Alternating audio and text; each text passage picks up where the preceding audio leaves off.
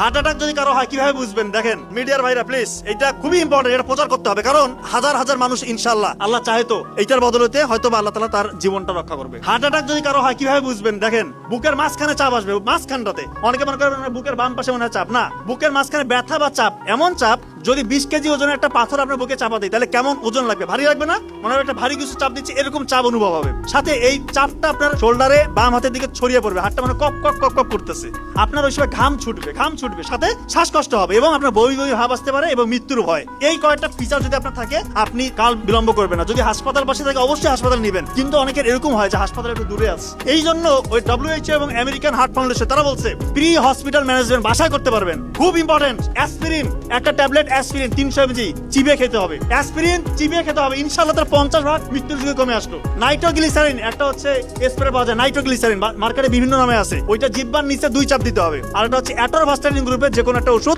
40 mg খাইতে হবে। আল্লাহ চাহে তো তার মৃত্যুর ঝুঁকি ইনশাআল্লাহ আপনি 70-80 ভাগ বাসার মধ্যে কমে দিলেন, এরপর দ্রুত হাসপাতালে নিয়ে যেতে হবে।